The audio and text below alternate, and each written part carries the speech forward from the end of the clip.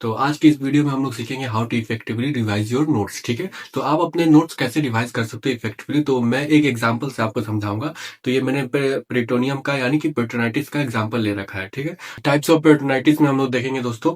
तो स्पॉन्टेनियस होता है, ठीक है, spontaneous, secondary and peritonitis in CAPD. CAPD का मतलब होता है क्रोनिक एम्बुलेटरी पेरिटोनियल डायलिसिस। ठीक है, और इसका स्पॉन्टेनियस एंड सेकेंडरी। ठीक है, तो अब आते हैं स्पॉन्टेनियस में। स्पॉन्टेनियस में किस तरह से रिवाइज करना है। तो आप जैसे पढ़ते हो spontaneous ascites and most common cause of ascites is adult cirrhosis and children in nephrotic syndrome. ठीक है, most common organism for SBP is adult. इन एडल्ट में क्या होता है, इकोलाई, एंड इन चिल्ड्रन में क्या होता है, ग्रुप है स्ट्रेप्टोकोकाई। तो इस तरह से आप पढ़ते हो। ठीक है, क्लिनिकल फीचर्स में आपने पढ़ लिया tenderness and all over the abdomen, fever, tachycardia. Diagnosis criteria क्या है, न्यूट्रोफिल्स मोर देन 250, मोनोमाइक्रोबियल ग्रोथ। ठीक है, ये तो आपने डायग्नोसिस पढ़ लिया। फिर ट्रीटमेंट में आपने पढ़ लिया सेफोटैक्सिन एंड प्लस एल्बुमिन। ठीक है, तो इस तरह से आपने पढ़ लिया। फिर सेकेंडरी आपने पढ़ा caused by visceral perforation, polymicrobial bacteroides, पैराग्लिस एंड इकोलाई। क्लिनिकल फीचर में सेम आपने वो pain and tenderness all over the abdomen. तो इस तरह से आप पढ़ते हो। तो मैं आपको बताऊं कि इस तरह से पढ़ना है। ठीक है, जैसे spontaneous, secondary and peritonitis in CAPD. तो सीएपीडी है जो ये क्रोनिक एम्पुलेटरी पेरिटोनियल डायलिसिस है। तो इसी के ड्यूरिंग जो क्या कि इन्फेक्शन होता है पेरिटोनाइटिस में, तो इस वजह से हम लोग इसको सीएपीडी बोलते हैं, पेरिटोनाइटिस इन सीएपीडी। तो इसका मतलब ये रहा, कहा ये, हाँ। तो मोस्ट कॉमन ऑर्गेनिज्म कौन सा, स्टेप एपिडर्मिस। ट्रीटमेंट क्या है, intraperitoneal instillation of first generation cephalosporin and recurrent attack में चेंज द कैथेटर। ठीक है, कैथेटर चेंज करने के, बस ये है सीएपीडी, इतना ही था बस। ठीक है, अब आते हैं। अब सपोज ये आपने अभी पढ़ा, तो आप चाहते हो ये आपको 30 डेज बाद भी याद रहे, तो वो मैं आपको बताता हूँ किस तरह से आपको ये 30 डेज बाद भी याद रहेगा। ठीक है, तो यहाँ पे हम लोग देखते हैं। तो ये तो आपको याद रहेगा सीएपीडी। सीएपीडी क्योंकि इसका फुल फॉर्म आप याद रखोगे तो आपको तुरंत वो दिमाग में एक्सटेंड कर जाएगा कि हाँ पेरिटोनाइटिस सीएपीडी में ये था। तो स्पॉन्टेनियस और सेकेंडरी में कैसे याद रखेंगे। ठीक है, तो आपको स्पॉन्टेनियस में और सेकेंडरी में बस एक डिफरेंस याद रखना है, ये वाला, परफोरेशन। परफोरेशन, यहाँ से आपको जो है ये की पॉइंट है, यहाँ से आपको सारी चीजें पता चल जाएंगी। मैं बताता हूँ कैसे। जैसे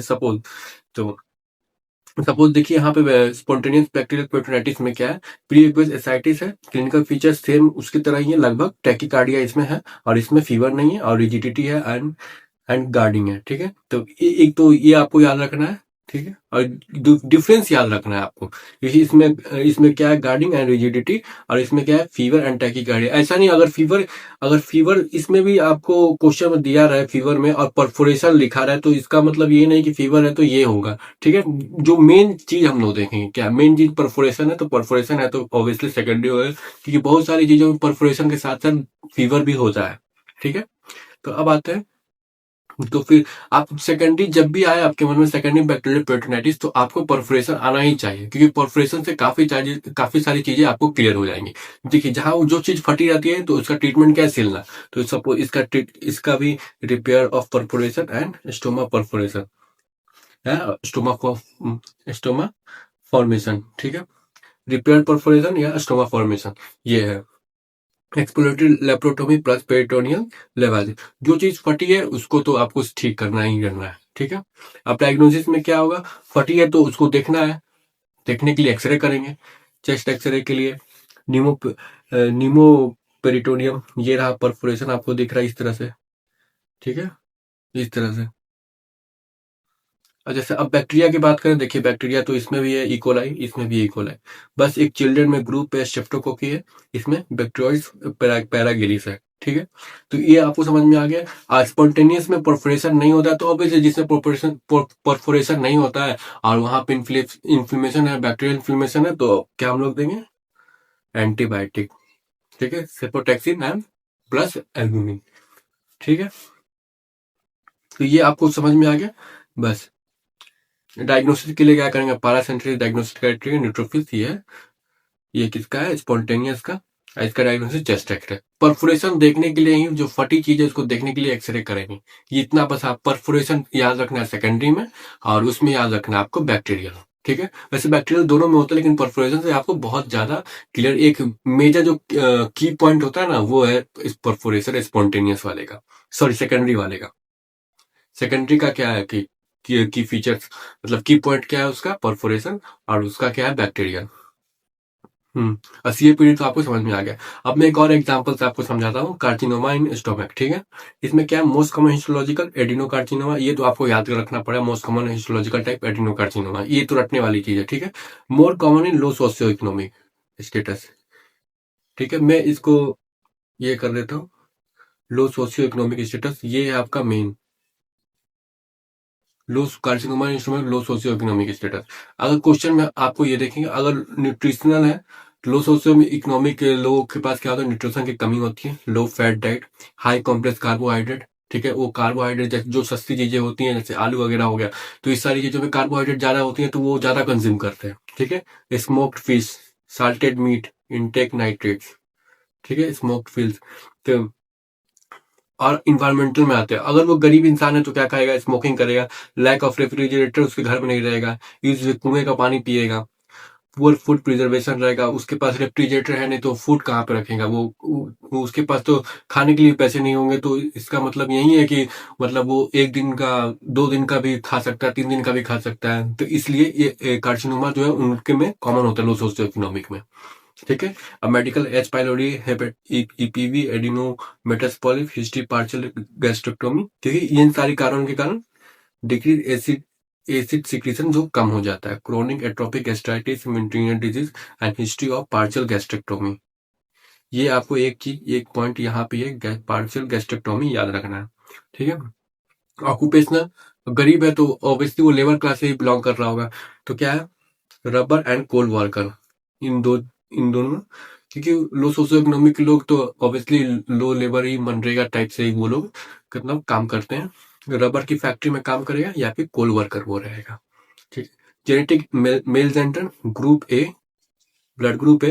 वैसे इन सब क्वेश्चन किसी भी क्वेश्चन में वो मेंशन नहीं किया रहता है कि ये ग्रुप ए वाला है, तो ये बस ये आपको समझने के लिए दिया हुआ है, यहाँ पे क्वेश्चन में कहीं नहीं लिखा है ब्लड ग्रुप ए, क्योंकि ब्लड ग्रुप ए तो ये रेयर होता है, लेकिन फिर भी हम जब होता है तो पढ़ना तो पड़ेगा ही।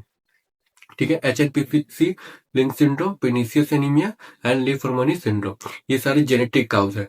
ठीक है, तो अब मैं आपको बताता हूँ इसमें आपको क्या याद रखना है। इसमें आपको सिर्फ लो सोशियो इकोनॉमिक स्टेटस याद रखना है।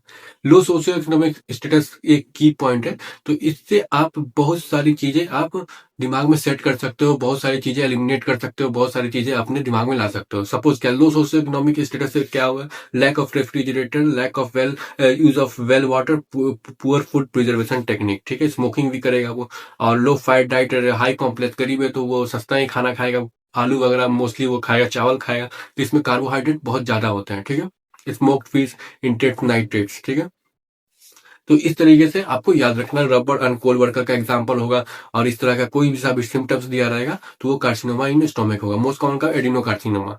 ठीक है, वो कार्सिनोमा स्टोमक नहीं लिखे, वो एडिनो कार्सिनोमा भी लिख सकता है, तो आपको वो कर लेना है।